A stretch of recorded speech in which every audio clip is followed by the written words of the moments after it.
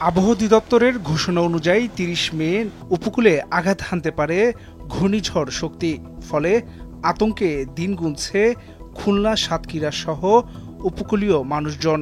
আবহাওয়া অধিদপ্তরের এক পূর্বাভাসে চট্টগ্রাম, কক্সবাজার, মংলা ও পায়রা সমুদ্র বন্দরসমূহকে ৩ নম্বর স্থানীয় সতর্ক সংকেত দেখিয়ে যেতে বলা হয়েছে।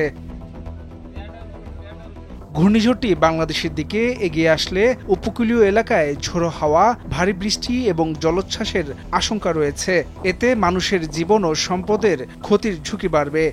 তাই স্থানীয় প্রশাসন এবং দুর্যোগ ব্যবস্থাপনা বিভাগ আগাম প্রস্তুতি নিচ্ছে। আবহাওয়া অধিদপ্তর জানিয়েছে, ঘূর্ণিঝড় শক্তি নিয়ে এখনো কোনো চূড়ান্ত সতর্কতা জারি হয়নি। তবে পরিস্থিতি পর্যবেক্ষণে রাখা হয়েছে। সময়মতো প্রয়োজনীয় নির্দেশনা দেওয়া হবে।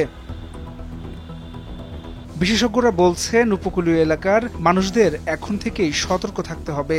বিশেষ করে মাছ ধরার ট্রলার ও নৌকাগুলোকে নিরাপদ স্থানে রাখার পরামর্শ দেওয়া হয়েছে। এছাড়া ঘূর্ণিঝড় আঘাত হানার আশঙ্কায় যে কোনো সময় আশ্রয়কেন্দ্রে যাওয়ার মানসিকভাবে প্রস্তুতি থাকার কথা বলা হয়েছে।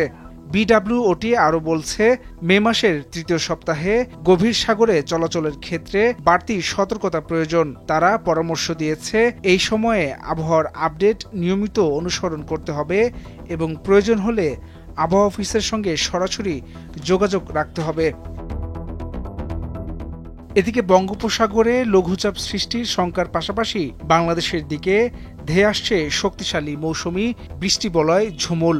এ বিষয়ে সতর্কতা জারি করেছে বাংলাদেশ ওয়েদার অবজারভেশন টিম। সংস্থাটি জানিয়েছে, ২৮ মে থেকে দেশের উপর সক্রিয় হতে পারে ঝুমুল বৃষ্টিবলয়, যার প্রভাব ৩ জুন পর্যন্ত বিস্তৃত থাকতে পারে। এটি একটি পূর্ণাঙ্গ মৌসুমি বৃষ্টিবলয়, যা দেশের প্রায় সব অঞ্চলে গুরুত্বপূর্ণ বৃষ্টিপাত ঘটাতে পারে। বিশেষত রংপুর, খুলনা, সিলেট, চট্টগ্রাম ও ময়মনসিংহ বিভাগে ঝুমুলের প্রভাব সবচেয়ে বেশি পড়তে পারে।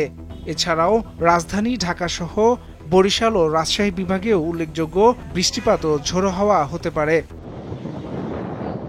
হাসান সাব্বির, ভোরের কাগজ।